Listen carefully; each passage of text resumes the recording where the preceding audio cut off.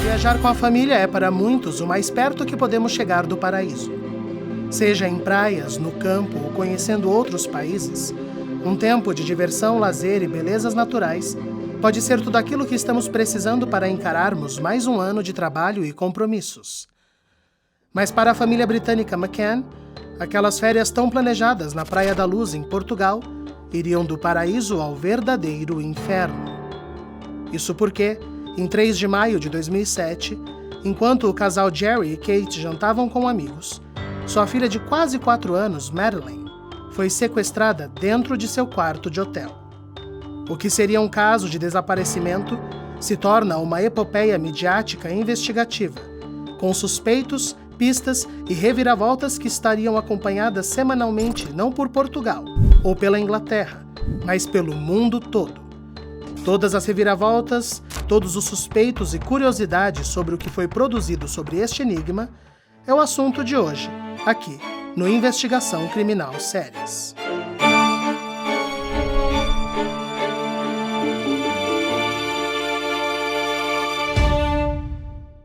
Madeleine ficou muito conhecida para quem era vivo e acompanhava os noticiários ali do meio de 2007. Madeleine, filha de um casal de britânicos, o Jerry e a Kate McCann. Mas a gente conhece a história dessa família a partir de 2007 porque os McCann decidem passar as férias numa praia chamada Praia da Luz, que fica em Algarve, Portugal, que é uma praia que, em Portugal, ela tem o apelido de a Pequena Inglaterra, porque é muito frequentada por turistas ingleses, o que acaba se tornando uma espécie de retiro para os ingleses, porque é um espaço litorâneo. Vamos lembrar que ali na Europa existe muito litoral, mas muito litoral frio, né? E Portugal é conhecido por um litoral mais agradável, e por ser um ambiente em que tem muitos turistas ingleses, você tem muitas pessoas falando inglês. Então, por isso, muitas famílias britânicas acabam recorrendo à Praia da Luz como seu refúgio de férias. E esse casal, eles não vão sozinhos, não é só a família deles, eles se reúnem com um grupo de amigos, são mais 7 adultos e mais 5 crianças, e vão em grupo para essa Praia da Luz. Eles vão ficar hospedados num hotel, que é um resort, na verdade, chamado Ocean Club, e dentro desse resort eles têm acesso a restaurantes, bares, tudo naquele entremeio. Então a gente está falando de uma família que foi passar as férias dentro de um ambiente controlado, dentro de um ambiente que eles haviam pago exatamente para ficar num reduto com a sua família. Porém, no dia 3 de maio de 2007, a Madeleine McCann desaparece. O fato de ser uma turista e todo o desdobramento das investigações de 2 grupos policiais, que no caso envolvem a Scotland Yard e a Polícia de Portugal, a Polícia Metropolitana de Portugal, fizeram o caso virar notório no mundo inteiro, essa busca por essa menina desaparecida. As coisas que acontecem nesse dia são muito próximas e muito mirabolantes, na verdade. Os McCann, eles estão com esse grupo de amigos, como eu falei, e eles vão jantar num restaurante chamado Tapas Bar. Esse restaurante que eles vão fica a aproximadamente 56 metros de distância das acomodações, né, dos quartos desse resort. E como é que eles fazem? Eles se organizam para fazer um tipo de rodízio, de check-up, para que cada casal, uma vez saísse para checar os filhos de todos eles, né? Esse restaurante, então, recebe esse pessoal todo próximo ali das 8h30. Então, os McCann colocam os filhos para dormir entre 7h30 e 8 horas, saem, 8h30 chegam no restaurante, e aí começa esse revezamento de cada um ir visitar. E por que é importante a gente lembrar ou conhecer essa informação? Porque do momento em que é descoberto, de fato, o desaparecimento da Madeleine, já haviam feito rondas, já haviam acontecido rondas, né? Então, às 9h05, o Jerry, que é o pai da Madeleine, faz a primeira ronda, vê que está tudo em ordem. Aí nós temos o primeiro, talvez, ato falho desses pais, que é, eles deixam a varanda aberta para ele entrar pela varanda. Porque, de acordo com eles, a porta do quarto fazia muito barulho para ser aberta, e como as crianças estavam dormindo, eles não queriam acordar. É válido lembrar também que esse resort tinha creche noturna, ou seja, eles poderiam ter deixado os filhos com monitores. Mas, de acordo com todos os pais desse grupo, eles não queriam deixar os filhos numa creche para os filhos pegarem no sono na creche e serem acordados e atrapalhar o sono deles no meio da noite. Aí vale lembrar que nesse Ocean Club, ele possui, inclusive, uma área onde eles poderiam contratar babás, né? Que eles chamam ali de au pairs, né? Eles poderiam contratar essas babás para ficar cuidando dessas crianças. O que me parece muito estranho é por que eles decidem não contratar uma pessoa adulta para supervisionar 3 crianças muito, muito pequenas. O que a gente tem de imagem, né, daquele local onde a Madeleine desapareceu é que os gêmeos menores de idade estavam em berços e a Madeleine estava numa cama. E aí me parece novamente um tanto quanto preocupante adultos deixarem seus filhos tão pequenos sozinhos. E não é só pela questão de uma criança desaparecer, que foi o caso que aconteceu com a Madeleine. Para mim é uma grande responsabilidade porque a criança ela não tem noção do perigo.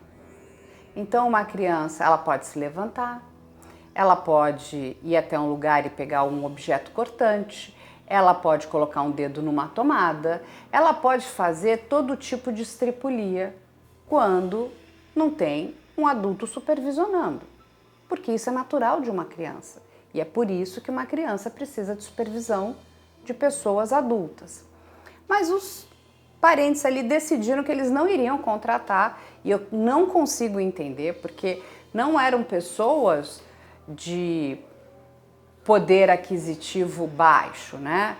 Eles estavam ali viajando, essa região da Praia da Luz é uma área de poder aquisitivo alto, é um balneário onde vários europeus frequentam.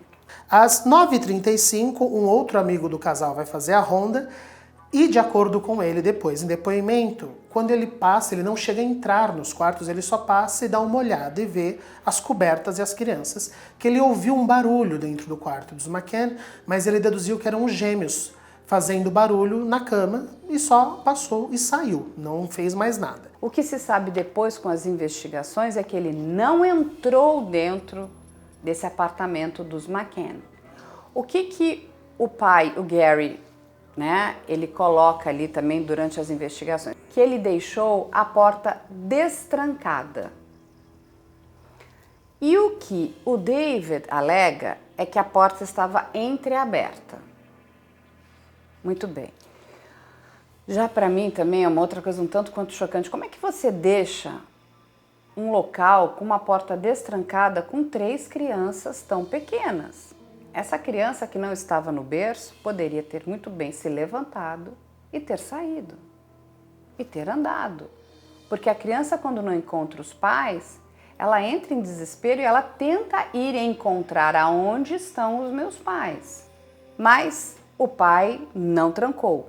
O quarto estava destrancado.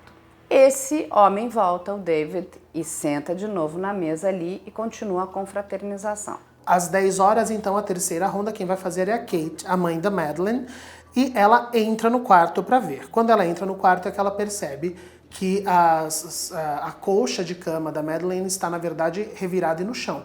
Então não tem nem a simulação de um corpo dormindo ali, não tem nada na cama da filha. Ela então volta desesperada até o restaurante e avisa os amigos, a Madeleine desapareceu. Durante toda a investigação da polícia portuguesa, não foi encontrado nenhuma forma de arrombamento. Então, aquele apartamento não foi arrombado. A pessoa que se entrou, alguma pessoa ali, ela entrou com total facilidade, ou pela porta, ou pela janela, porque eles comentam e dizem que a janela estava entreaberta. Muito bem, a gente está falando de uma criança de 3 anos de idade, 3 anos de idade, e de outras 2 de 2 anos. Não é fácil você entrar, pegar uma criança sem que ela não ofereça nenhuma resistência.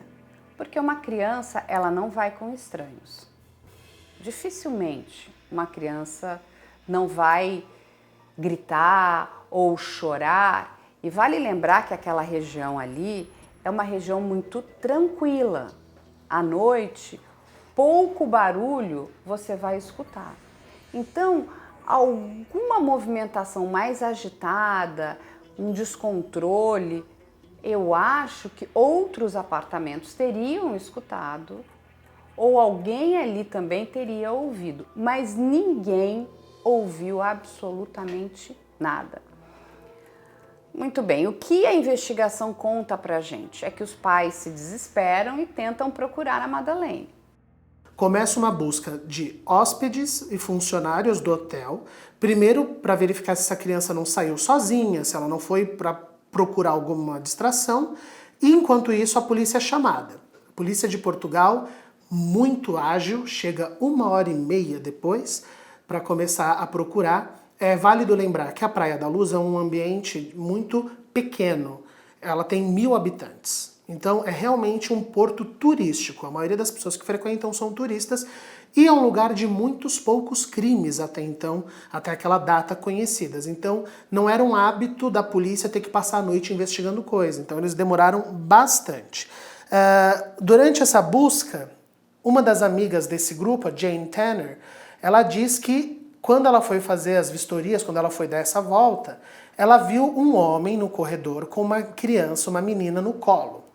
Né? Então nós tínhamos ali a primeira suspeita de sequestro levantada. A polícia então chega, começa a pegar depoimentos dos hóspedes, dos funcionários, enquanto eles fazem a busca de um desaparecimento. Isso vai até o amanhecer, até 4 horas, 5 horas da manhã, sem nenhum retorno, sem nenhuma informação, e é quando é assumido então o desaparecimento de Madeleine McCann. Aí, com a minha experiência, né, de já muitos anos trabalhando nessa área de jornalismo investigativo, eu vejo o primeiro grande erro, e acho que esse erro é da polícia. Ela assume que essa menina está desaparecida e ela só traça essa linha de investigação. A gente sabe muito bem que a polícia precisa trabalhar com linhas paralelas. Essa menina poderia ter sido morta, então, se fosse um homicídio, a linha de investigação seria completamente outra. Mas isso não aconteceu. Então, todo o foco é: a menina sumiu. Mas sumiu como? De que forma? Ela se levantou e saiu pela porta da frente? Ou ela estava dormindo, alguém entrou, pegou essa menina e saiu com ela? Ou alguém matou essa menina? E essa menina já nem estava mais ali, nesse quarto. Porque vamos lembrar que as últimas pessoas a verem a Madeleine viva são o pai e a mãe. Esse amigo do casal, o David Pine, ele não entrou e não verificou 100% se a Madeleine estava deitada na cama ou não. Então existe... O caso Madeleine é um grande quebra-cabeça com peças muito mal montadas. Né? Então a polícia portuguesa entrou, assumiu que essa menina estava desaparecida e começaram as buscas. Foram longas e longas buscas, mas nada foi encontrado. E nenhuma outra linha de investigação foi verificada. Tem um dado que é muito relevante, que foi passado pela polícia portuguesa. Quando eles chegam no apartamento dos McCann, nesse Ocean Club, as duas crianças dormiam profundamente. O que é um tanto estranho, porque ali aconteceu uma movimentação muito grande e eles informam que aqueles bebês não acordavam. Eu tenho que dizer também que quando eu recebi essa informação, quando eu li essa informação, eu também achei um tanto quanto estranho, porque qualquer coisa acorda uma criança, né? A criança se agita, eles acenderam as luzes e as crianças não acordavam. Aí vale lembrar que a mãe da Madeleine, ela é uma anestesista e o pai é um cardiologista. Ambos são médicos. Durante muito tempo, né, a linha de investigação trouxe a seguinte informação: possivelmente os pais deram algo para essas crianças, um xarope, para que eles dormissem.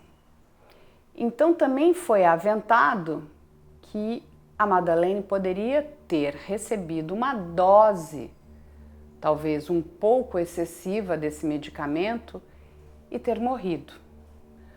Mas essa linha de investigação, ela logo foi cancelada. Mas, de novo, essa é uma pecinha desse quebra-cabeça um tanto quanto estranha, porque isso não veio de um policial, mas isso veio de vários policiais que estavam naquela cena do crime, né, daquela cena de desaparecimento, e que trouxeram essa informação.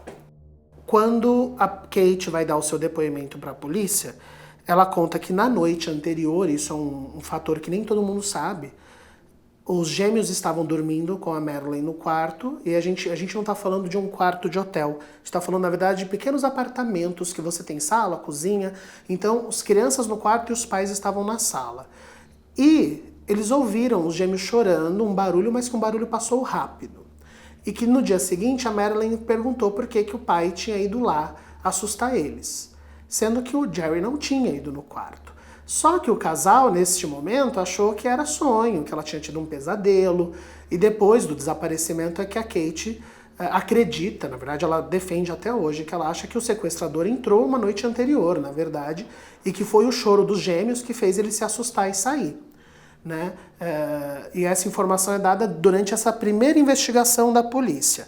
Quando é dado o desaparecimento no dia seguinte, os McCann vão então ao jornal português para fazer o primeiro depoimento. Todos os depoimentos dos McCann nesse momento a gente encontra na internet porque o caso foi avidamente divulgado.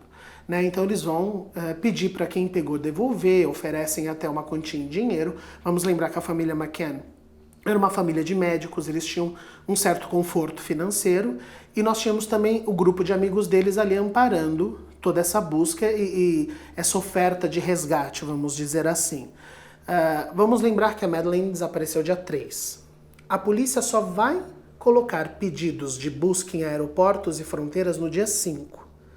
Então demora-se um tempo que, honestamente, é um tempo que, quando a gente está falando de desaparecimento de crianças, é crucial. Porque você avisar fronteiras e aeroportos do caso, 2 dias depois, você deu mais do que tempo de um possível sequestrador levar essa criança. Mas eles foram, informaram fronteiras e aeroportos, deram os dados da criança, né, e começou a aparecer a Madeleine em fotos em todos os jornais nacionais. Como alguns dos hóspedes haviam falado, não foi só a Jane, mas alguns hóspedes falaram que tinham visto de fato um homem com uma criança nos braços. Né? Tem até um fato curioso, que alguns dizem que ele segurava a criança em posição, que lá em Portugal chama-se posição de berço, que é quando a gente segura a criança assim. E alguns diziam que era no colo, que é quando está apoiado nos seus ombros. E por que isso é importante? A Madeleine não era uma criança pequenininha.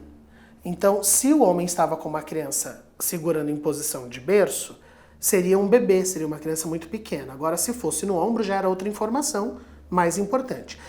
E a polícia de Portugal descreveu o suspeito com uma descrição que eu faço questão até de dizer pra gente aqui, que é homem branco, 1,75 de altura, entre 30 e 35 anos. Qualquer pessoa, qualquer homem, e vamos lembrar que estamos falando de uma praia de turismo, onde esse é o perfil padrão de turistas, brancos, de 30 e 35 anos e com uma altura mediana. Então não ajudou em nada essa descrição. Né? E por isso, no final dessa mesma semana, no dia 12, os McCann voltam ao jornal desesperados, porque a gente está falando, lembrando, do dia 3 ao dia 12. A gente já tem aí praticamente 10 dias do desaparecimento dessa menina, né? E a polícia segue investigando um sequestro. Eles deixam claro que eles não estão procurando um corpo, mas uma menina viva em Portugal, embora já estavam acontecendo buscas nos terrenos em volta desse resort. Existem não somente descampados, mas a famosa vegetação litorânea, aquelas pequenas matas que ficam em volta das praias, e eles estavam procurando enquanto faziam isso. E aqui nesse dia, os McCann falam uma informação que quem acompanhou o caso na época, eu tenho certeza que lembra disso, que é a famosa marca de nascença. A Madeleine McCann tinha uma manchinha em um dos olhos, né? Ela tinha olhos claros, mas ela tinha uma manchinha preta dentro de um dos olhos, e que os pais deixam muito claro isso para ajudar alguém que visse uma criança com essa exata característica, porque até então o que nós todos sabíamos ao redor do mundo era assumir uma menininha loira de 3 anos, do olho azul, só. A mancha no olho venha a ser uma informação mais circunstancial. E por que eu estou citando isso? Porque a polícia ficou muito brava com os pais terem dado essa informação, porque, segundo eles, aquilo mais atrapalhava do que ajudava, no sentido de que um potencial sequestrador que estivesse com essa criança viva, agora que todo mundo saberia identificá-la, ele não teria coragem de estar com ela em público. Então, a probabilidade da Madeleine ser morta era muito maior agora que ela era conhecida pelo mundo inteiro. Você quer ser membro do nosso canal? Confira agora os níveis disponíveis para vocês. Lembrando que você pode evoluir sempre. Nível Prata. Além de emojis e selos exclusivos, você terá acesso a cenas extras, vídeos só para membros e conteúdo antecipado. E também terá direito de vir conhecer nosso estúdio e acompanhar pessoalmente uma gravação. Nível Ouro. Você terá direito a todos os benefícios do nível Prata, mais acesso a entrevistas ao vivo pelo YouTube, prioridade na fila para visitar nosso estúdio e brindes a cada 6 meses de assinatura. Nível Platina. Além de tudo isso que já falamos, você sempre terá suas perguntas respondidas durante o programa e seu nome citado em agradecimento. Incrível, né? Sendo membro, você também ajuda o nosso canal a continuar sendo independente e trazendo informações de qualidade para vocês. Já escolha o seu nível e venha participar do nosso time. Dentro das investigações da polícia nessa mesma época, em maio ainda, algumas pessoas falam de um homem estranho ser visto na Praia da Luz, stalkeando, ou seja, espionando escondido algumas famílias, né? Algumas outras pessoas falam também de um indivíduo que era visto circulando ali, e aí a polícia de Portugal faz um retrato digitalmente simulado dessa pessoa, um retrato falado, que é divulgado como se fosse então esse potencial stalker que pode estar sequestrando crianças naquela região. E outra coisa que a polícia faz é pedir para todos os turistas daquela época, que estavam na Praia da Luz naquela semana, enviar as fotos de suas férias. Isso porque eles imaginavam que eles poderiam encontrar essa figura em alguma das fotos, mas o ato não funciona, apesar de... É importante a gente saber que a colaboração dos turistas e dos habitantes da região foi imensa. Eles fizeram tudo o que era um pedido. A polícia recebeu mais de 5.000 fotos de turistas, mas não encontrou nenhum perfil identificável nessas fotos. E eles ainda insistiam que não estavam lidando com um homicídio, que era uma criança desaparecida. Mas o fato é que desde maio, terrenos eram cavados em busca de possíveis cadáveres de criança. A gente sabe muito bem que quando crimes dessa natureza acontecem, muitas pessoas querem ajudar, mas na grande maioria das vezes acabam atrapalhando, porque o nosso cérebro nos engana. E aí as pessoas começaram a achar que viram pessoas, que escutaram barulhos, e tudo isso era levado para a polícia. Mas eram informações totalmente infrutíferas, que elas não chegavam a lugar algum. Depois de um determinado período de tempo, e eu acho que demorou demais para que uma outra linha de investigação fosse aberta, a polícia de Portugal também começou a investigar esse caso como um homicídio. Porque vale lembrar que a gente está ali numa região costeira, uma região de praia. Então, durante muitos dias também, eles ficaram procurando para ver se nenhum corpo chegava, né? Porque por mais que você tivesse, inclusive, jogado um corpo no mar, o mar acaba trazendo de volta, né? Em alguma outra região, nem que ele seja levado pelas correntes da maré, mas eles procuraram bastante. Mas isso, a gente não teve ali nenhuma informação de que nenhuma criança tenha sido encontrada ali naquele litoral da Praia da Luz. Quando a gente chega um mês depois, então lembrando, 3 de maio foi quando aconteceu, em junho nós temos o primeiro relatório público da polícia, tá? Que na época o crime estava sendo investigado pelo senhor Gonçalo Amaral, e o detetive deixa claro que eles tinham uma dificuldade gigantesca, porque o quarto não foi isolado após o crime.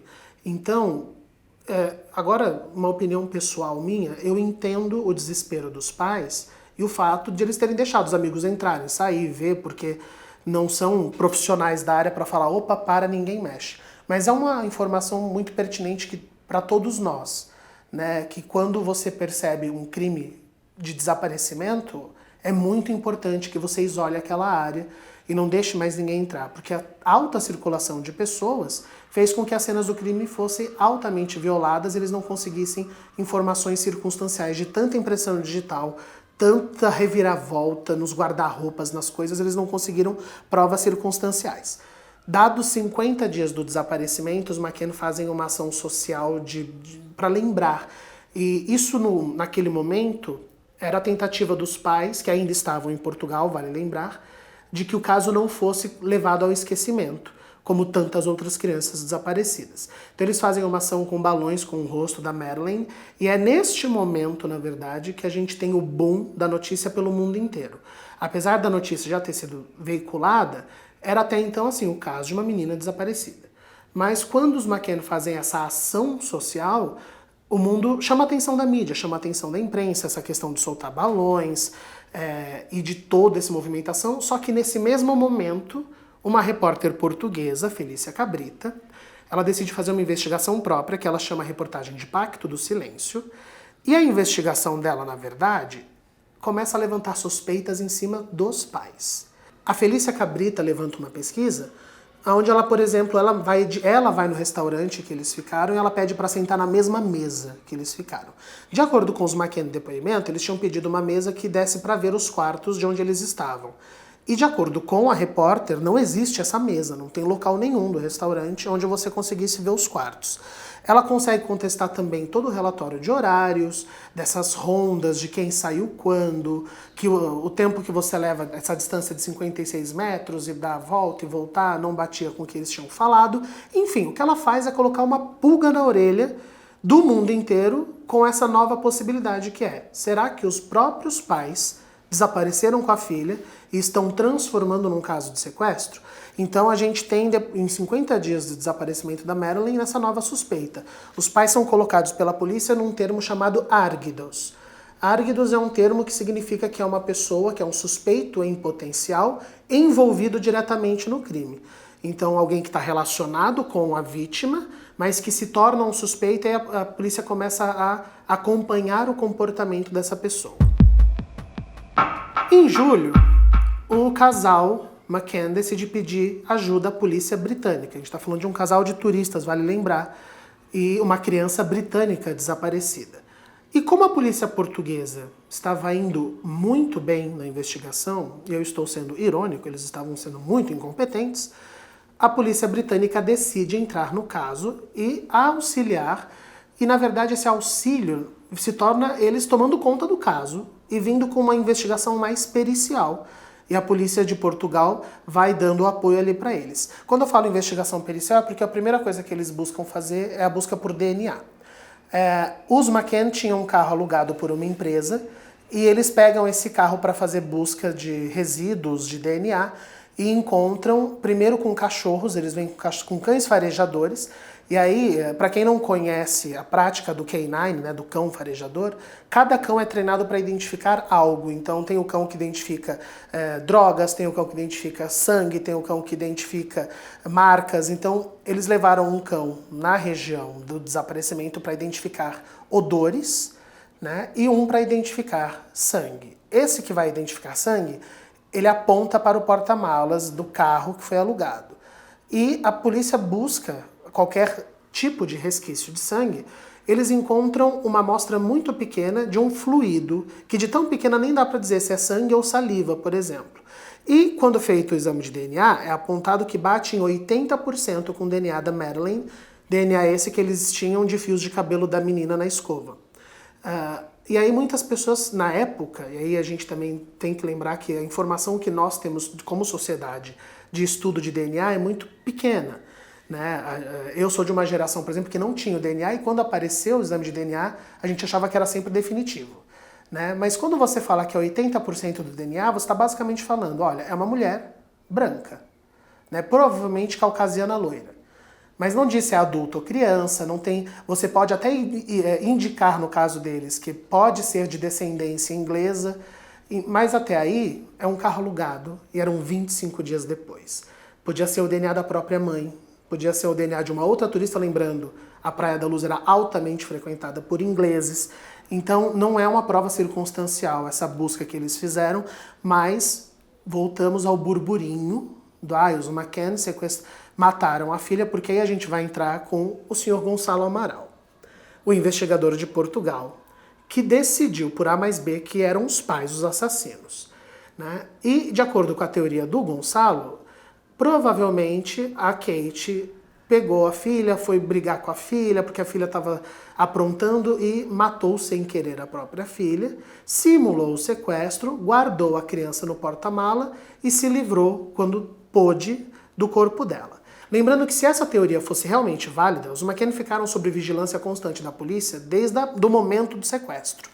Então, teoricamente, esse corpo teria ficado 25 dias num porta-mala, né? Então não teria só um pequeno fluido, um pequeno resquício, ia estar uma cena de crime, né? Então, pode ser que eles conseguiram se livrar do corpo no mesmo dia? Pode, mas aí a gente também está falando de duas pessoas que teriam sumido da vista dos amigos por um tempo. E aí a gente entraria com a possibilidade do grupo de amigos estar ajudando como testemunhas. Então, e por que eu estou levantando isso para a gente conversar? Porque é um caso em que teorias são feitas o tempo inteiro, mas evidencialmente falando, para algo acontecer, teriam muitas pessoas mentindo junto e durante muito tempo. E num caso que vale lembrar, não é que ele ficou conhecido na Europa, não é que ele ficou famoso durante um tempo, o mundo inteiro falou desse caso por anos. Toda a investigação começa a recair em cima dos pais da Madeleine. Está errado? Não, não está. Porque quando você está investigando, e a gente sabe muito bem disso, tudo precisa ser muito investigado. E eu sempre parto do princípio que se você não cometeu nenhum crime ou não fez nada de errado, não há por que temer uma investigação. A gente viu isso no caso da Betty, que é o caso da Candy Montgomery. A família foi a primeira a ser colocada como suspeita daquele crime, mesmo eles morando em outra cidade. A polícia investiga e consegue retirar todas aquelas pessoas da linha do crime. Mas o mesmo precisava ser feito nesse caso da Madeleine. Vamos lembrar que a gente está falando de uma criança que ainda não tinha completado 4 anos. Quando 2 pais, 2 maiores de idade, 2 adultos, deixam 3 crianças sozinhas no apartamento, no mínimo isso é uma negligência muito grande. A gente também precisa fazer jus e entender como é que é a cabeça de um europeu, né? É bastante diferente da nossa cabeça, né? Que nós temos aqui uma linhagem, né, latina, né? Então, assim, talvez para nós brasileiros, nós jamais deixaríamos que isso acontecesse. Eu me lembro muito bem naquela época, a minha filha mais nova nasceu em 2004, ela tinha praticamente a mesma idade da Madeleine. Quando eu escutei essa notícia, eu fiquei um tanto quanto horrorizada. Como que 2 adultos deixam 3 crianças sozinhas, não é? Eu entendo que você também quer se divertir com a sua esposa, com seu marido, mas, gente, se você saiu com crianças tão pequenas, ou você vai contratar alguém que olhe essas crianças, ou você vai fazer uma combinação com seu marido e diz, olha, você vai primeiro, fica um pouco com os amigos, depois você volta, eu vou um pouco, e é assim que é a vida. Porque ter filhos é muito legal, mas também tem o seu ônus. Você não pode deixar 3 crianças tão pequenas sozinhas. Então, no mínimo, esses pais são negligentes. E aí, muito se falou na imprensa naquela época, e eles inclusive usaram isso como defesa, dizendo que isso é muito comum. Gente, isso não é verdade. Não é comum que crianças pequenas fiquem sozinhas na Europa. Mesmo nos países onde a criminalidade é baixíssima. Vamos colocar aí Dinamarca, Noruega, a Suécia. Não, isso não é comum. Isso não é comum. E não é comum não em questões de crimes, mas em questões que você está, de novo, expondo crianças tão pequenas a perigos que a gente não consegue nem imaginar, não é? Porque, enfim, uma criança pode cair uma escada, ela pode se machucar, ela pode pegar uma faca, ela pode pegar algo, quebrar e se machucar. Enfim, olha, os riscos são enormes. enormes. Entende? Então, essa conversa me incomodou muito naquela época. Porque isso é negligência, você largar crianças pequenas, sozinhas. Elas não têm condição de ficarem sozinhas.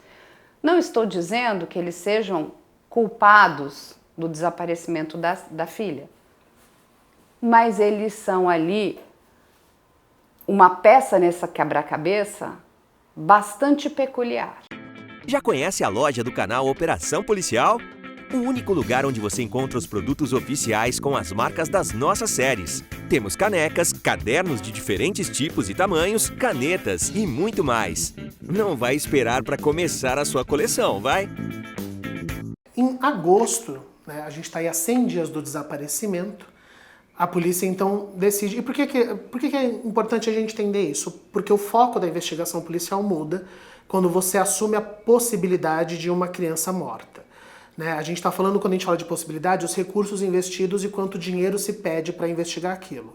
Quando você está investigando um desaparecimento, é uma equipe. Quando você investiga um desaparecimento e um possível homicídio, aumenta os custos dessa investigação e os envolvidos. Então, por isso, a polícia de Portugal esperou um tempo para definir que poderia ser homicídio. Mais uma vez, na minha opinião, uma incompetência da polícia esperar esse tempo todo. 100 dias, quando a gente está falando de desaparecimento de criança, é muita coisa. Né? Mas aí, 100 dias depois, eles não só abrem a possibilidade de desaparecimento, como eles decidem fazer uma careação com o casal McCann. Então, eles chamam primeiro a Kate para depor, depois o Jerry para depor, depois um depõe junto com o outro, batendo as informações, e isso, evidentemente, era o Sr. Gonçalo Amaral tentando pegá-los no pulo. Né? Só que não resulta, na verdade, em nenhuma confissão circunstancial. Os depoimentos dos dois mantêm-se os mesmos, e aí eles não têm como segurar aquele casal mais em Portugal, que acaba voltando em setembro para a Inglaterra. E essa volta é importante porque aí agora eles vão começar não mais a serem figuras públicas que ficam pressionando o governo português. Eles agora vão pressionar o próprio governo para que se tomem atitudes, afinal, como a gente comentou, era o desaparecimento de uma menina britânica. Nesse mesmo momento em que eles voltam em setembro, a Filomena, irmã do Jerry, vai dar um depoimento para a ETV News, e ela diz no depoimento, lembrando que a Filomena é só uma terceira pessoa, ela não estava lá, mas ela fala que o Jerry confessou para ela que a polícia pressionou e chantageou o casal a assumir o crime, dizendo que se eles confessassem que essa teoria do Gonçalo de que matamos sem querer e sumimos com o corpo, ele ia conseguir que eles ficassem presos no máximo 2 anos. O que é uma prática ilegal, você negociar confissões, né, com quem quer que seja. E por conta disso, o Gonçalo Amaral é demitido como chefe das investigações. Ele não ficou nada satisfeito. Né? Posteriormente, a gente vai saber que ele vai fazer um livro chamado A Verdade da Mentira, onde o livro basicamente é o foco da investigação dele, dizendo que os culpados são os McCann, que primeiro fizeram por tentativa de despistar um crime e desespero, mas quando viram a notoriedade do caso, começaram a fazer por fama. Essa é a teoria do Gonçalo Amaral. O livro foi publicado, é um best-seller, foi traduzido para mais de 16 línguas. Então, do outro lado, os McCann dizem que, na verdade, quem está buscando por fama em cima da tragédia deles é o Gonçalo Amaral. Né? Eu acho que a fama, como ferramenta aqui de persuasão, ela é sedutora para ambos os lados. É claro que os pais buscando a filha, o foco é a solução do crime, mas chega um momento que eles mesmos assumiram. Eles tinham gastos com essa investigação, eles queriam colocar detetives particulares, e toda essa notoriedade fez eles ganharem um certo dinheiro que pôde ser usado para a investigação da filha.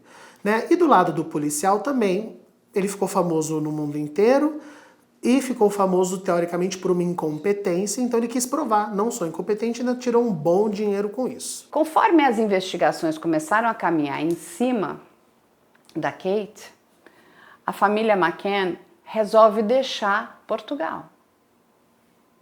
Porque eles alegaram que ficaram com medo de serem presos.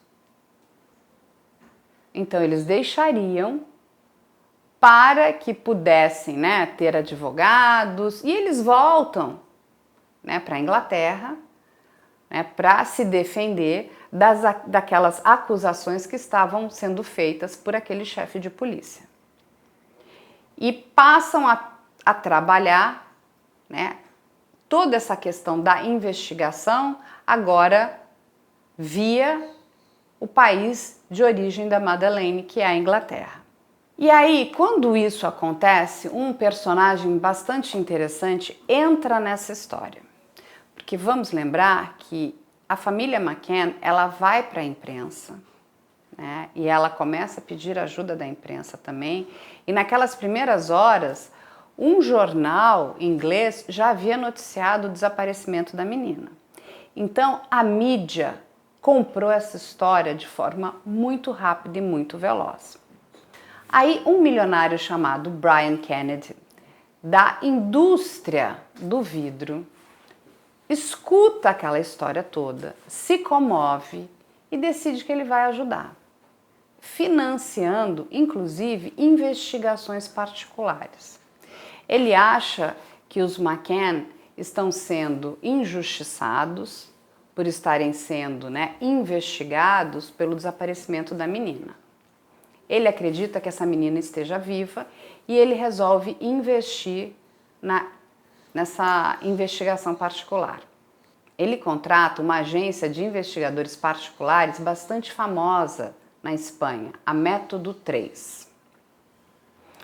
E essa agência pega o caso, e vai se tornar ali, talvez acho que o maior caso que eles já tenham trabalhado, e começam a ajudar nas investigações. Eles ficam muito próximos, tanto do Brian quanto dos pais da Madeleine. E o investigador que toma a frente de tudo é o Julián Perimbanhas. Ele vai então começar a fazer uma investigação particular para descobrir o que aconteceu com a Madeleine. E aí tem uma coisa que é bastante importante. Apesar desse investigador não ter conseguido trazer à luz o que de fato aconteceu com a Madeleine, ele descobriu uma das maiores redes de pedofilia da Europa. Ele descobriu, inclusive pelos relatos dele, coisas que ele não gostaria de ter visto na vida dele, né? Coisas horríveis. Porque ele, inclusive, caminhou no que a gente conhece como a Dark Web. A internet, ela tem, é como se fosse um iceberg, né? Ela tem essa internet que a gente conhece, que é essa internet toda indexada, né? Onde todos nós caminhamos, e ela tem a Dark Web. Essa é uma rede muito complicada de ser navegada e ela é toda desindexada, então você precisa ser um especialista e um grande conhecedor, porque senão você, inclusive, as pessoas que se aventuram a navegar na Dark Web acabam, inclusive, se comprometendo, né? Porque os seus computadores, inclusive, podem virar zumbis para algumas redes do crime. Essa rede desindexada, ela foi criada para o bem, para que jornalistas, para que houvesse trocas de informação, né, entre grupos, né, inclusive para denunciar, né, redes criminosas, mas a gente sabe muito bem que aonde tem o bem, também tem o mal. E o mal, ele cresceu na Dark Web. Então, quando esse investigador da Método 3 começa a fazer uma grande varredura e a procurar por informações da Madeleine, ele se depara com uma rede enorme de pedofilia. E ele entra nessa rede para ver se existe material que comprovasse, inclusive, que a Madeleine estava viva. Se alguém estaria trocando fotos dessa menina. Mas ele não encontrou nada. O que ele vai encontrar? Ele vai encontrar, depois lá na frente, uma imagem que é repassada para eles de uma mulher no Marrocos carregando uma menina loira. Segundo os pais, eles já tinham recebido mais de 1000 fotos de crianças ao redor do mundo inteiro, mas esta em particular eles acharam muito parecida. E aí essas investigações vão focar em 2 nomes que depois a gente, lá no documentário que a gente vai falar da Netflix, eles aparecem muito bem, que é o Robert Murat e o Sergei Malinka. E esses dois homens vão ter a vida deles transformada por conta dessas acusações. A polícia da Alemanha vem com uma das informações que, para mim, é a mais importante e a mais valiosa.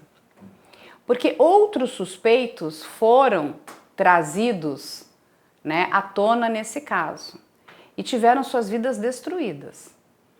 Nós temos dois. Um técnico de informática, um russo, o Sergei Malinka, que morava ali naquela região e que não tinha nada a ver com esse caso. E um outro, um britânico, o Robert Murat, que também morava naquela região e não tinha absolutamente nada a ver com esse caso.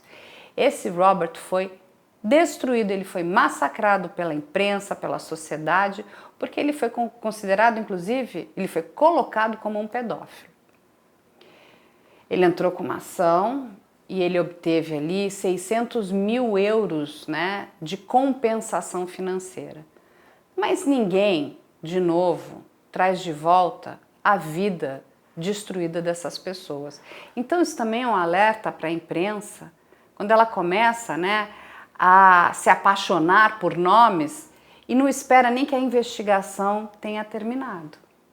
A investigação concluiu que esses dois homens nada tinham a ver com o caso da Madeleine. O Robert, inclusive, ele fala, também está no documentário da Netflix, muito bem, que ele diz o seguinte: eu sou inocente, sempre fui. Mas quem é o culpado? O que aconteceu com a Madeleine? Ninguém respondeu.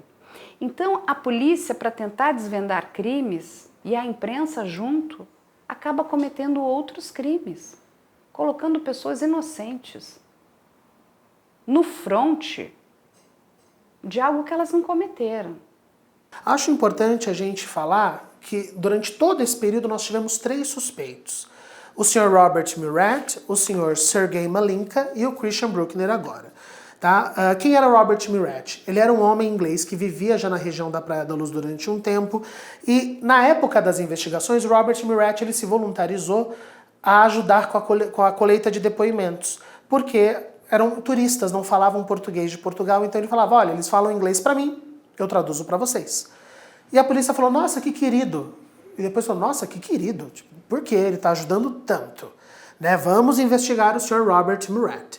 Coincidentemente, na época das investigações, 3 dos amigos do grupo, dos McCann, reconheceram, eu estou pondo muitas aspas, falaram, era esse o homem carregando uma menina no colo. E por que eu estou pondo aspas?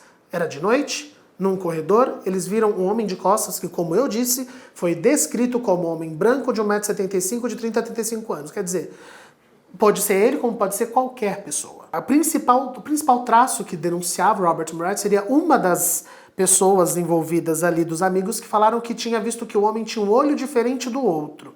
Que eu volto a dizer, eu questiono porque se você vê uma pessoa à distância, você não vê com essa precisão de detalhes.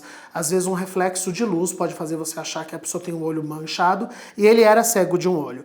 O Sr. Robert Murat, ele não só foi investigado, ele chegou a ser preso pela polícia e quando eles começaram a investigá-lo, eles viram que ele tinha muitas conversas no computador dele com um tal de Sergei Malinka, né? E aí eles foram atrás de saber por que essas conversas e por que eles foram atrás. Pela suspeita de tráfico de menores para a produção de pedofilia, né? E por que ele tinha tanta conversa com o Sergei? Que para mim a questão mais... Esse dos 3 para mim é o mais absurdo. Esse coitado do Sergei Malinka. Esse homem mexe com os computadores, ele está traficando informação na internet. O Sergei era técnico de computação. A conversa entre os dois era para formatar e consertar o computador do Robert. Quando a polícia invade a casa do Sergei, eles encontram vários computadores que, de acordo com eles, era muito suspeito, porque os computadores estavam com os dados apagados. O homem era técnico de informática, a profissão dele era formatar computador. E depois foi descobrir que eram os computadores dos clientes. Então as pessoas deixaram o computador lá e ele formatou, né? E aí falaram, não, mas apagaram os dados porque tinha coisa suspeita. Enfim, por conta disso, Robert Murat e Sergei Malinka ficaram anos fichados. não conseguiram trabalhar, eram perseguidos e achaçados por todo mundo. Eles inclusive chegam a processar por difamação, por danos morais e ganham o processo, ainda bem. Mas lembrando, a gente está falando de um caso do mundo inteiro. Não é que não é que eles falaram que a polícia não disse que tinha 2 suspeitos. Colocaram as imagens dessas pessoas, desses 2 homens, para o mundo inteiro ver. Acabaram com a vida desses 2 homens, que não deu em nada. Depois que essa empresa entra, os McCann decidem divulgar um vídeo caseiro de férias, onde atrás da família você vê a silhueta de um homem. Como eu falei, eram praias litorâneas com uma certa mata em volta, então tinham pontos cegos ali. O vídeo, inclusive, para quem estava no Brasil na época, eu lembro de passar em todos os noticiários, o Fantástico colocou, porque era parecia aquele vídeo de quando aparecem ETs no meio da floresta. Era uma silhueta de um homem, e de fato uma silhueta estranha porque estava parada, né? Mas o casal divulgou exatamente com a intenção de que vai que alguém sabe quem era aquele homem para poder ir atrás, né? E esse homem foi batizado, em muitas aspas, de tarado, porque começou-se a acreditar que deve ser um pedófilo atrás de crianças. É feito um retrato falado do que os McCann lembravam, acreditavam ser este homem que eles sentiam estar stalkeando a família deles ali, né? É divulgado esse tal retrato falado. E em fevereiro de 2008, nós temos uma testemunha, Gayle Cooper, que vai atrás desse método 3, essa empresa, e ela vai atrás porque ela diz que ela deu um depoimento que foi ignorado pela polícia. Esse depoimento diz, e aí nós temos mais uma possibilidade, que na Praia da Luz, durante aquele período, haviam homens batendo nas portas pedindo dinheiro para orfanatos, mas que não eram homens devidamente identificados, de comportamentos muito suspeitos, e que o jeito que ela descreveu o homem que ela viu batia com o que os McCann também tinham descrito. E aí se torna esse arquétipo, então esse é o nosso tarado, ou pedófilo, que estamos procurando aqui em Portugal. Outra testemunha na Praia da Luz também diz que não somente um homem com esse mesmo comportamento bateu na porta dela, como no dia seguinte ela chegou em casa e o homem estava dentro da casa dela brincando com a filha dela. E isso eu acho uma informação importante para a gente entender que não era uma empresa de orfanato fazendo o trabalho idôneo, correto deles. Era realmente homens de comportamento extremamente suspeito, focados em crianças. Quando a gente chega em abril, nós temos a polícia local portuguesa indo para a Inglaterra. Os ingleses já tinham vindo em Portugal. Eles vão para a Inglaterra, pedem ajuda da polícia do condado de Leicestershire, que é onde os McCann viviam.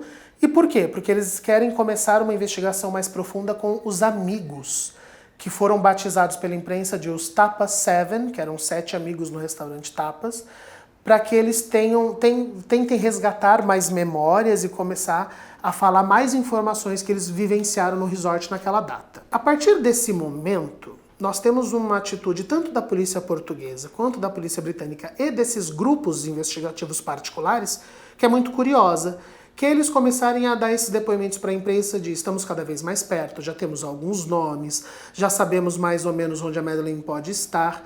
E isso para a época foi algo muito confuso, porque se eles tinham essas informações, teoricamente eles não estariam em rede falando para a imprensa. A gente sabe muito bem até hoje, quem acompanha o canal aqui sabe, o quanto você tenta não falar informações durante um período investigativo. E aí você ter os próprios investigadores dando essa informação era muito estranho. Depois foi se descobrir que na verdade era uma estratégia deles para afugentar caso estivessem alguém sequestrando ainda a Madeleine, para dizer, olha, a gente sabe onde você está, é melhor... Porque eles falavam, a pessoa que está com ela, se a pessoa se entregar ainda essa semana, a pena dela vai ser altamente reduzida. Então era quase uma negociata, né? Aquela teoria não negocia com terroristas, eles não seguiram, eles começaram a negociar pela televisão. Acho que é uma tentativa desesperada, na verdade, de ter uma resolução para esse caso. Porque vamos lembrar, quanto mais tempo um caso fica em aberto, mais dinheiro público é investido na investigação desse caso. E no caso da Madeleine McCann, o dinheiro público de 2 países estava sendo investido. Até hoje, na verdade, você tem até os pais dela têm um site oficial, onde eles começam a criar retratos falados que são digitalmente simulados. É uma prática que a gente vê aqui também no Brasil, nós temos os registros de crianças desaparecidas brasileiras sempre com uma simulação. de como a criança estaria hoje. O primeiro da Madeleine é divulgado em 2009, no fim do ano, ali perto de novembro, que seria ela próxima aos 6 anos de idade. Depois a gente vai ter mais um retrato aos 9. Hoje você encontra um retrato dela até já adulta, né? E com realmente uma tentativa de, se ela estiver viva, alguém reconhecê-la em algum lugar. Muito bem. Volta aquela questão toda. Os McCanns estão ali procurando a filha, eles vão até o Papa Bento XVI, eles tentam tudo que eles podem, eles continuam na imprensa, mas ninguém dá nenhuma pista da Madeleine. Até que eles decidem contratar uma empresa que se chama Oakley, uma empresa que se dizia especializada em investigações. Eles contratam essa empresa do Kevin Halligan, agora por 300 mil euros, ou seja, uma quantia bastante superior à que eles tinham pago para Método 3. E o que acontece? De novo, uma grande frustração, porque esse Kevin era uma grande fraude.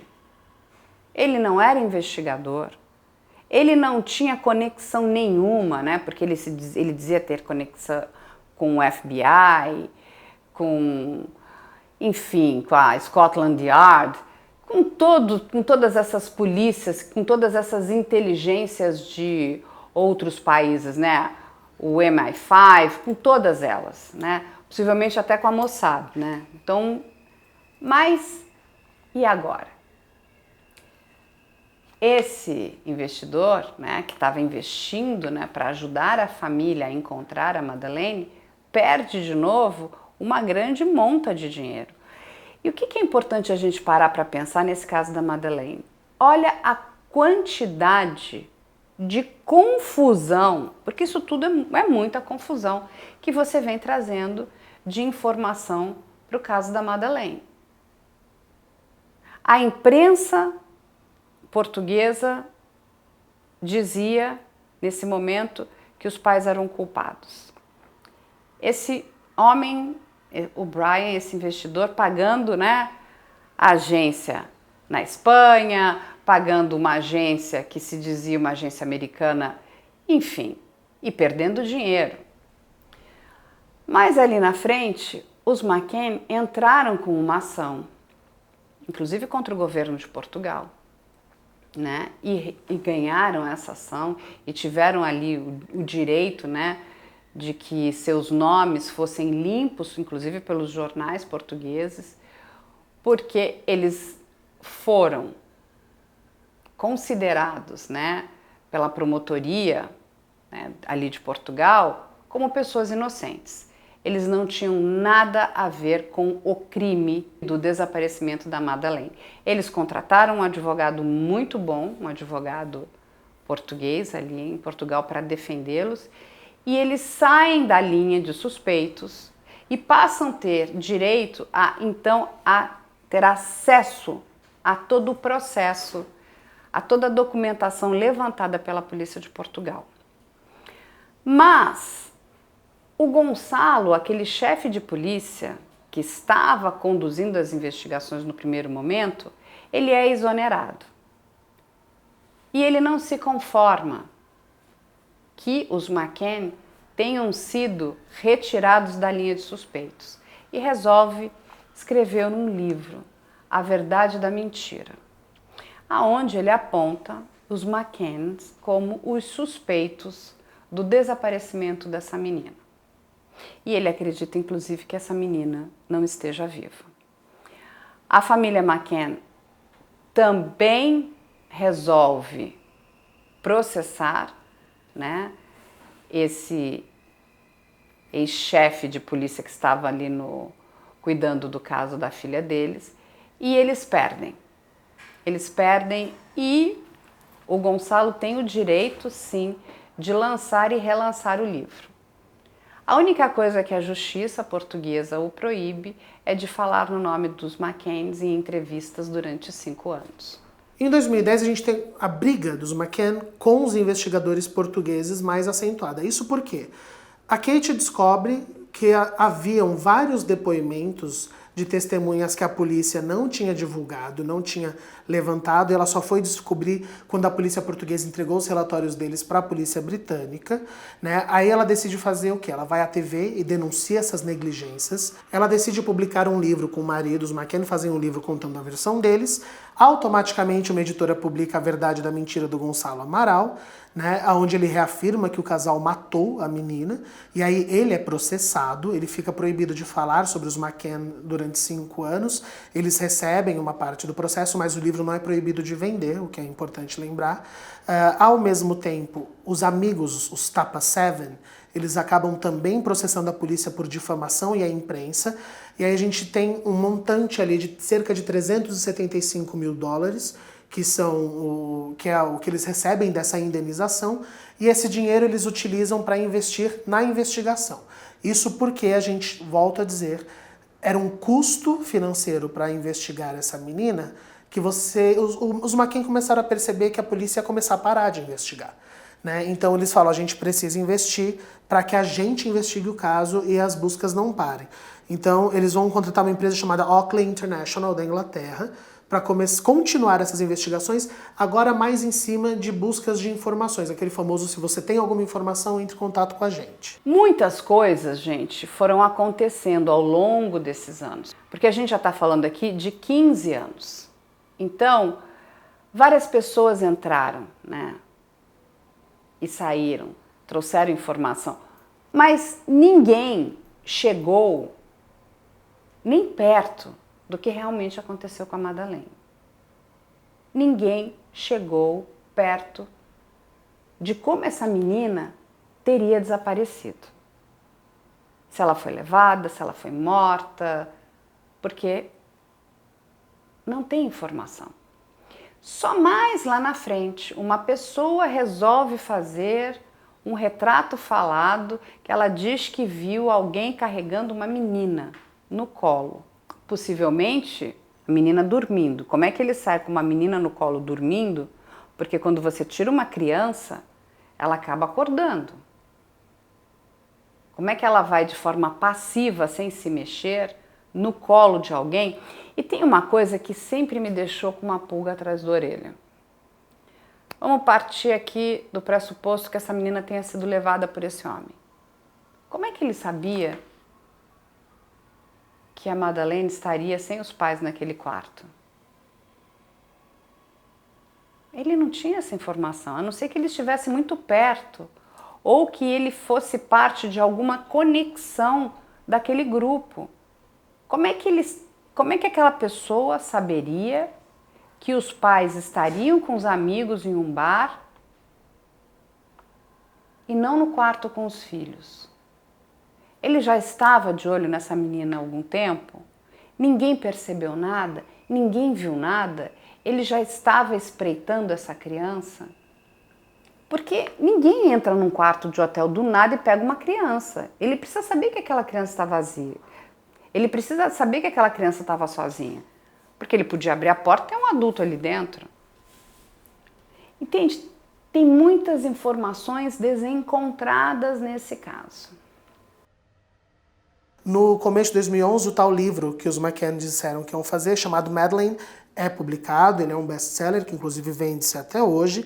E nós temos também a atitude do primeiro-ministro da Inglaterra, na época o David Cameron, que pede que a Polícia Metropolitana de Londres, que só para a gente entender o termo, seria algo próximo à nossa Polícia Federal, porque é uma polícia que investiga coisas que não acontecem só dentro do raio metropolitano de Londres, ela entre também no caso. Então vamos entender que é como se a gente tivesse, na época, a polícia de Leicestershire e a polícia de Portugal. E agora entre os federais, entre uma polícia, né, entre a Scotland Yard investigando junto, para poder ajudar a informações. A gente já está falando aqui de 4 anos do desaparecimento da Madeleine. 2011 para 2012, o Andy Redwood entra como chefe das investigações, e toda vez que vai dar um depoimento é sempre nós estamos muito perto de resolver. Né? O famoso vem aí, ó, vem aí, estamos chegando. Né? Já encontramos uma menina loira. Enfim, né? Em maio, outro retrato digitalmente simulado da Madeleine é divulgado, E aí a polícia portuguesa, que tinha fechado as investigações e dado como não conclusivas, decide reabrir o caso também, porque se tem novas informações, vamos atrás de novos dados. Então, mais uma vez, duas polícias voltam a investigar o caso, né? Na época é importante saber que muitos jornais começaram a contestar o tanto de dinheiro que estava sendo gasto nas investigações da Madeleine McCann. E por que isso? Porque, como eu falei no começo, nós não temos uma criança desaparecida no mundo inteiro. Né? Não que não devia ser procurada a Madeleine, claro que sim. Mas parecia que ela era uma criança mais especial do que os outros filhos que desapareceram. Né? A Scotland Yard, quando entra no caso em 2013, eles gostam de mostrar resultado. Né? Então eles vêm com 28 boletins de ocorrência de invasões em casas na Praia da Luz e uma lista pequena de 41 nomes suspeitos, né, que pode ser um dos sequestradores. Eu volto a dizer, o famoso vem aí, olha, temos só 41 nomes, é quase a lista do Big Brother. Né, vamos ver quem entra. E eles começam a fazer toda essa busca, e tem uma coisa que é só divulgada pra gente nessa época, que eu acho muito, vamos supor, não vou nem dizer inocente, mas eu acho é uma atitude de quem nunca passou perigo na vida. Que os McCann haviam deixado no restaurante, na manhã do dia do crime, um bilhete reservando a mesa, e no bilhete dizia: precisamos de uma mesa com vista para o hotel, pois vamos deixar nossos filhos desacompanhados. E aí a Scotland Yard fala: qualquer funcionário mal intencionado viu esse bilhete e saberia. E aí a gente sabe que essa lista tem 41 nomes porque metade é de funcionário. A Scotland Yard começa a investigar os nomes das pessoas que trabalhavam lá, investigam todos os funcionários durante um ano. O hotel, é muito importante a gente lembrar que todas essas investigações prejudicaram muitas pessoas inocentes, porque o hotel quase foi à falência, demitiu um monte de gente na época por suspeitas e que não levou a lugar nenhum. Nenhuma das pessoas estavam comprovadamente envolvidas. Em novembro, um programa policial da BBC, que é o Crime Watches, ele divulga um novo retrato falado de um suspeito. E esse novo retrato falado é por causa desses novos depoimentos que a Scotland Yard pegou dessas pessoas, que é sobre um homem que foi visto carregando uma menininha loira na Praia da Luz. Né? Aí, mais uma vez, mais uma informação que é pertinente, mas que vamos lembrar, estamos em 2013. São 6 anos para alguém vir dar um depoimento mais definido. Né? Com essa reabertura da investigação e esses novos depoimentos, aí a polícia portuguesa decide de fato investir mais dinheiro nas investigações, porque eles falam que agora, de acordo com o depoimento deles, temos provas circunstanciais. Depois que a polícia portuguesa fala que tem mais provas e a Scotland Yard vem com essa lista, a polícia britânica vai até Portugal logo no começo do ano e fala que vai fazer prisões circunstanciais do caso.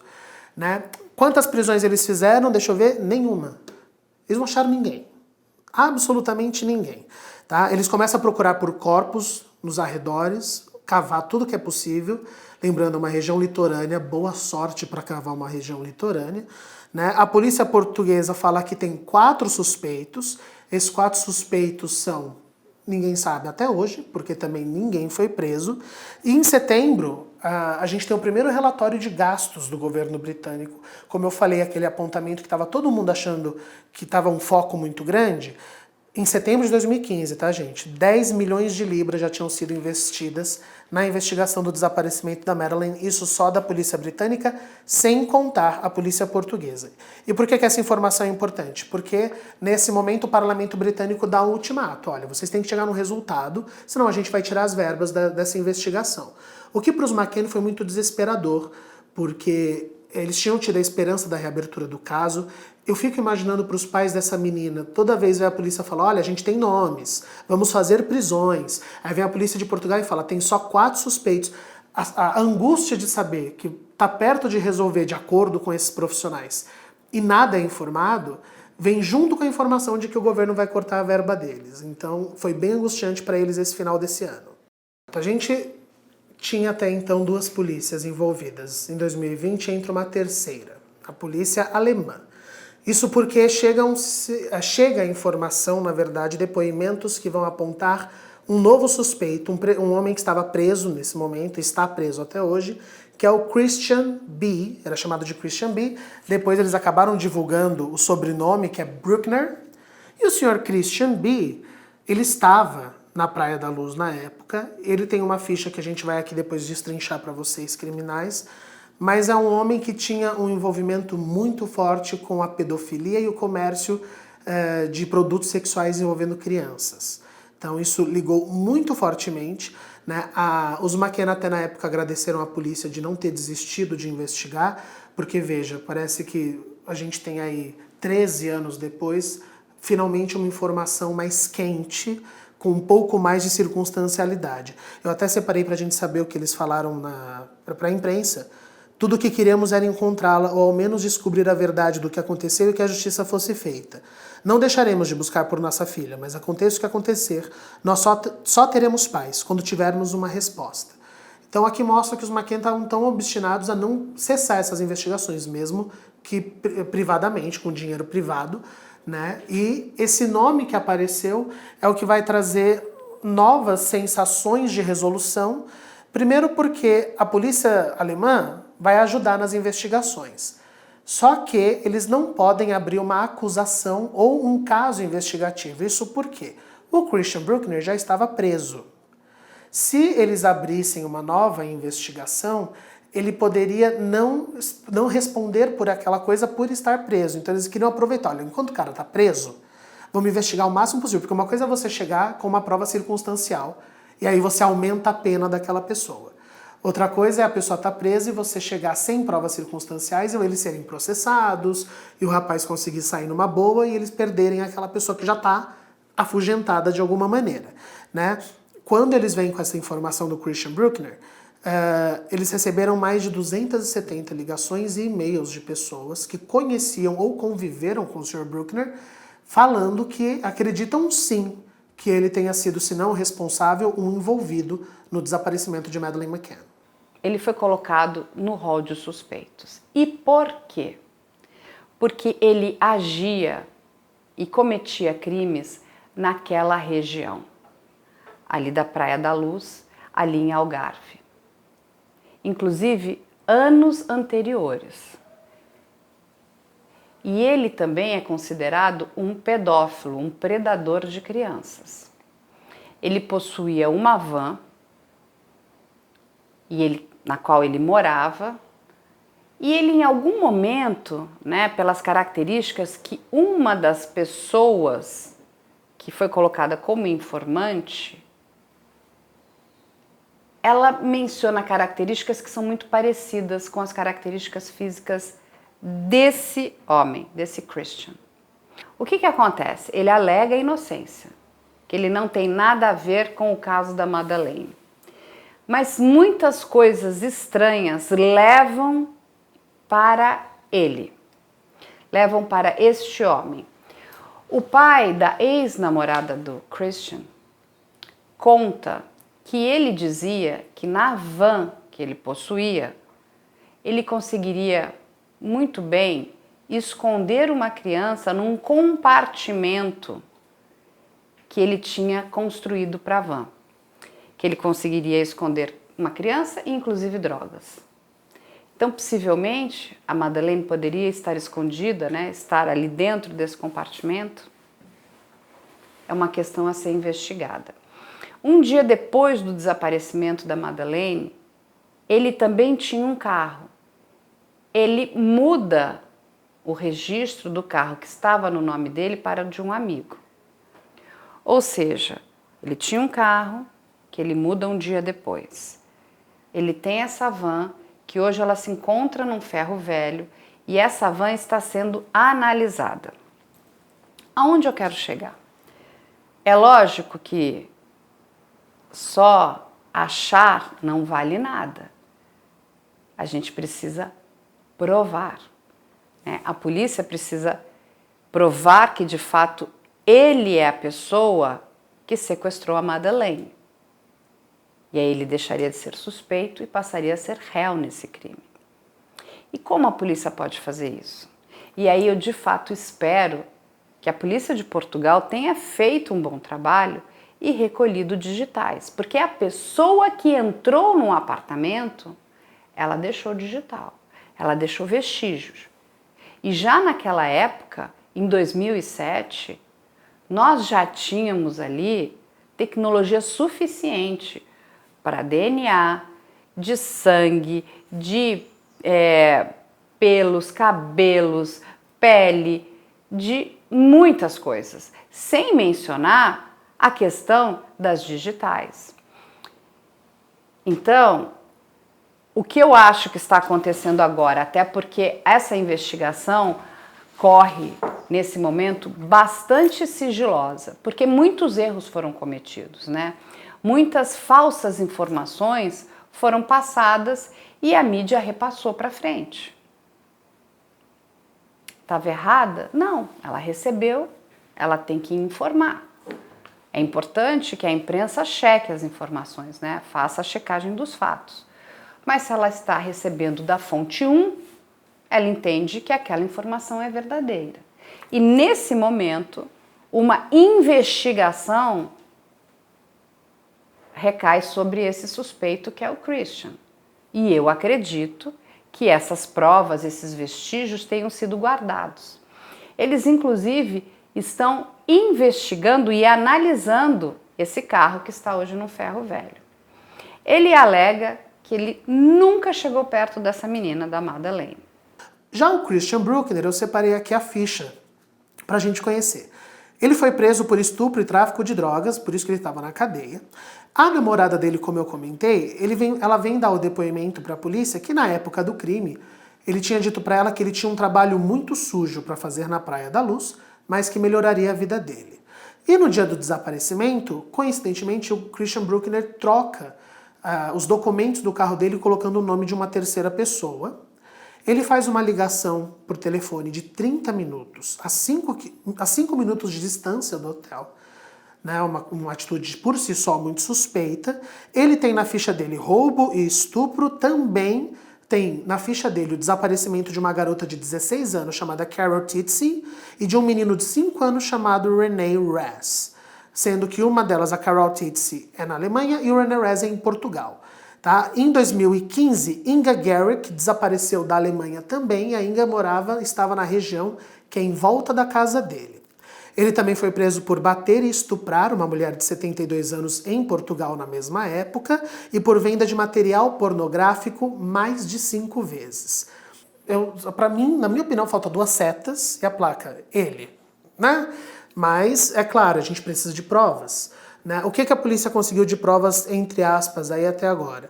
Além de encontrar material pornográfico do próprio Christian, abusando sexualmente de crianças e as torturando, eles encontraram no trailer dele também roupas infantis, sendo que ele nunca teve filhos, né? E encontraram pendrives com várias informações desse comércio de pedofilia.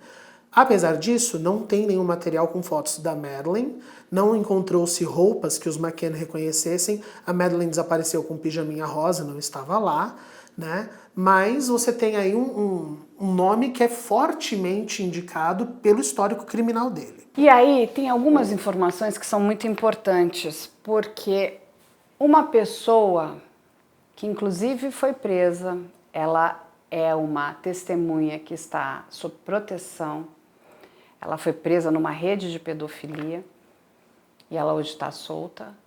Essa testemunha confirma que trocou pornografia infantil com o Christian.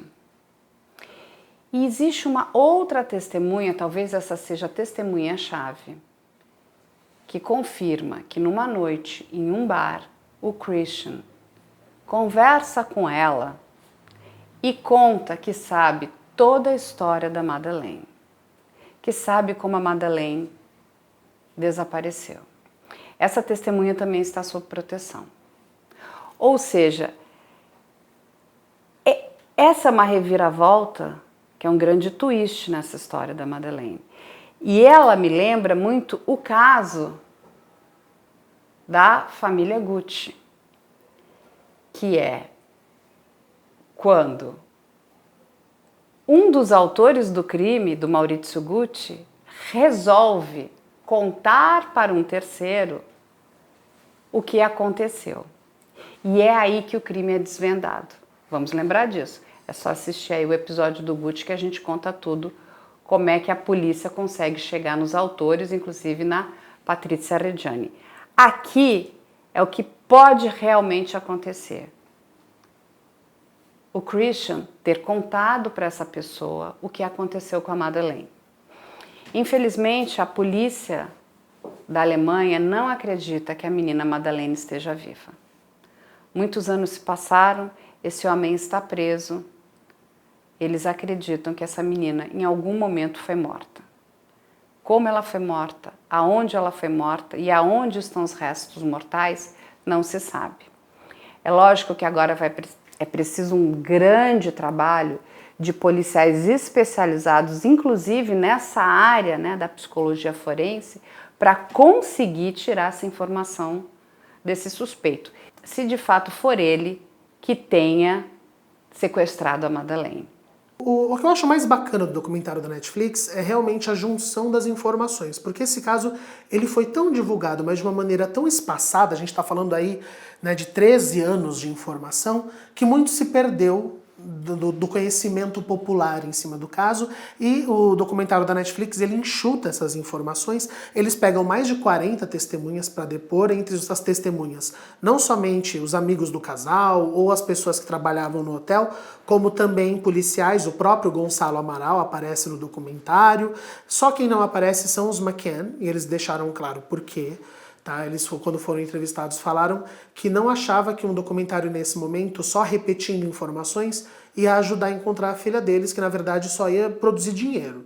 Né? Então eles preferiram não aparecer, porém vale lembrar, eles não condenaram ou processaram a Netflix. Tá tudo em acordo, pode falar do que quiser, porque é um caso público, mas a gente não vai participar. O depoimento do Gonçalo Amaral, que eu acho interessante, porque é 13 anos depois, ele insiste que foi os McCann. Né? Teimosia é o sobrenome deste homem, que está insistindo até agora, que fala que tudo que eles fizeram foi para atrapalhar, e se fosse realmente uma atitude pensada, eles estavam mais afugentando a filha deles do que salvando elas. Então ele tem uma implicância. Tudo bem, muitas atitudes do casal eu concordo que poderiam ter atrapalhado, mas a gente tem que lembrar, mais uma vez, são pessoas que não têm conhecimento para dizer, isso atrapalha uma investigação, isso ajuda. São só dois pais tentando achar a filha, né? A série vai falar bastante da briga dessas duas polícias e da incompetência da investigação, especialmente da polícia portuguesa.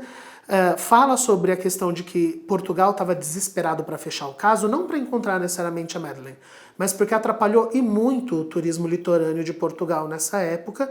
E realmente, assim, foi muito divulgado e as pessoas ficaram...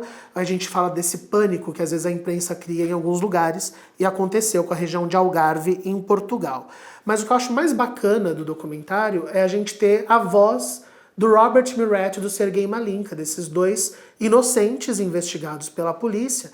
O Robert que só tentou ajudar e se lascou, e o Sergei que só estava fazendo um trabalho, consertando um computador, e teve a vida revirada. Apesar de eles terem recebido a indenização, fica muito nítido o quanto eles foram abalados psicologicamente e socialmente.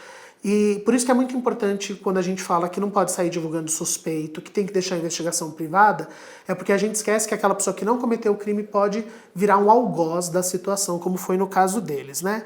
E a Netflix levanta essa questão do porquê Madeleine McCann. Por que de tantas crianças sequestradas, desaparecidas no mundo, a gente está aqui falando dela 15 anos depois? E aí vem essa questão de a criança branca loira. A gente tem que lembrar que se a Madeleine não fosse uma turista britânica, uma loirinha do olho azul com carinha de princesa, ela só seria mais uma criança desaparecida. Como eu já citei, desaparece uma por dia em Portugal e uma a cada 2 minutos no mundo. Na época, isso também está na série, a própria polícia portuguesa confessa que haviam vários desaparecimentos de criança, mas que geralmente grupos de sequestro infantil ou para prática de tráfico infantil ou para pedofilia, eles focam em crianças de classe média e eles colocam de uma maneira muito grosseira crianças não muito bonitas. Porque isso não chama a atenção da polícia ou dos investigadores. E eles conseguem se livrar com mais facilidade. Que sequestrar uma criança rica, europeia e loira como a Madeleine McCann teria sido como se fosse um prêmio, no sentido de que ela seria uma criança mais cara do que as outras. E vamos ser honestos, pelo tamanho da proporção que esse caso teve, eles meio que provam que realmente ela tinha um valor mais alto do que todos os outros. Volto a dizer, não que não mereça ser investigado, mas não é que as outras também não merecessem esse mesmo carinho e atenção. A série mostra que um dos investigadores contratados pelos McCann depois foi descoberto que era um agiota, um vigarista com ficha policial, e vale lembrar que quando eles descobriram isso, eles não só encerraram as atividades, como o homem fugiu. E até hoje ninguém sabe onde ele foi parar. Era só alguém tirando dinheiro, aquela situação. Todo mundo sabia o tanto que eles estavam gastando, o desespero que estava, e ainda foi uma pessoa tirar dinheiro deles para fingir ser investigador. Só que o foco da Netflix em mostrar quem mais atrapalhou isso tudo foi a imprensa. Quando você tem uma imprensa que, a troco de audiência, a troco de conseguir prender as pessoas, divulga informações confidenciais, levanta um pânico e até linchamento social de envolvidos. Quando a imprensa coloca os pais como suspeito, ou seja, quando a imprensa se intromete numa investigação, você perde completamente a sua capacidade de manter aquilo com uma certa ordem e organização. A imprensa que o casal no começo utilizava para ajudar a divulgar a imagem da filha, virou o inimigo deles. Eles tinham medo da imprensa, eles tinham medo de dar entrevistas, as pessoas tinham medo de procurar, porque começou uma coisa tão grande, de proporções tão grandes, que eles não sabiam mais como tratar isso. E aí também vem essa questão de que é a imprensa que transforma pessoas em celebridades, né? Os McCann ganharam dinheiro com isso, mas a imprensa tem muito a ver também com onde eles colocaram esses pais, onde eles colocaram o investigador, onde eles colocaram todas essas figuras, né? E a Madeleine McCann como se fosse... eu lembro muito, não sei se o pessoal de casa já assistiu um filme chamado Filhos da Esperança, do Alfonso Cuarón, que tem uma criança que é a salvação do mundo e que todo mundo tem que proteger ela a todo custo. A Madeleine virou isso. Uma menina que talvez, se não fosse toda essa divulgação e esse pânico criado, vamos falar, se ela tivesse sido sequestrada e não morta, talvez devolvessem. Mas chegou um ponto que quem sequestrou não teria coragem de aparecer. Essa pessoa ia morrer, né? Então, realmente, a imprensa pesou muito a mão e virou um circo que não ajudou as investigações e só contribuiu, na verdade, para a Madeleine virar quase uma lenda urbana, o que é uma lástima, porque a gente está falando de uma vida. Para mim, sendo muito cético, eu acho sim que a Madeleine foi sequestrada para comércio sexual. Acho sim que é bem provável que seja o Christian Bruckner, mas também acho que foi o circo criado em cima do desaparecimento dessa menina que provavelmente levou ele a matá-la, porque essa menina seria identificada em qualquer lugar do mundo naquela época. Uma outra coisa que me deixa sempre um tanto quanto inquieta, né, nas minhas questões aqui até de investigação, é a questão por que a mídia comprou a história da Madeleine dessa forma. Porque nós temos hoje 1,3 milhões de crianças desaparecidas. São muitas crianças desaparecidas. Por que a Madeleine? Eu não consegui achar resposta para isso. Por que essas 1,3 milhões de crianças também não ganharam esse espaço na mídia? Essa ajuda. E sabe o que é muito triste? Isso é muito bem colocado por uma investigadora que também está na Netflix e fala o seguinte: se fosse um crime de colarinho branco ou um crime de evasão de divisas, a polícia rapidamente teria chegado ao autor do crime. Agora, como envolve crianças, e são muitas crianças desaparecidas, parece que tem uma questão que ficou meio normatizada, porque 1,3 milhões de crianças é muita criança. Não que a Madeleine não mereça isso, ela merece isso e muito mais. Ela merece que a sua história seja descoberta, que nós consigamos entender o que aconteceu com essa menina, que é uma menina muito pequena. E vamos lembrar novamente, foi deixada sozinha num apartamento pelos seus pais. Ali aconteceu uma negligência parental. Mas as outras crianças também merecem. E o que é feito por essas crianças? A gente precisa repensar isso. A gente precisa repensar as investigações que são feitas para encontrar crianças desaparecidas. Eu acho que pela primeira vez, de fato, eles têm um suspeito que tem todas as características da pessoa que possivelmente sumiu com a Madeleine. Ele morava ali naquela região, ele já havia cometido outros crimes, ele inclusive já tinha entrado em apartamentos. Agora vale que as investigações consigam provar que ele é realmente a pessoa que desapareceu com a Madeleine e que ele diga o que ele fez com essa menina, para que toda a sociedade, aí uma sociedade global, tenha um pouco de paz, inclusive aquela família. Mas fica um alerta, se você é pai de crianças pequenas, você não deixa seu filho sozinho, de jeito nenhum. Crianças pequenas precisam de supervisão de adultos, sempre, sempre, sempre. E digo mais, naquela época já existia tecnologia suficiente. Eles poderiam ter deixado uma babá eletrônica com câmera e ter levado o outro lado da babá para ficar verificando se as crianças estavam bem, se estava tudo correto dentro do apartamento. É um aparelhinho pequenininho, gente, muito pequeno. A gente, quando viaja com criança, já leva uma tralha enorme. Aquele pequeno aparelho teria ajudado muito, muito. Mas eu acredito que eles devam sentir uma culpa muito grande, né? Por essa questão de terem negligenciado a segurança dessas crianças. Alguns especialistas acreditam que ela possa estar viva. Eu tendo a acreditar na polícia hoje da Alemanha que isso seja muito difícil, até porque se de fato o suspeito, que hoje é o Christian, for considerado culpado, ele já está muito tempo preso. Essa menina estaria como?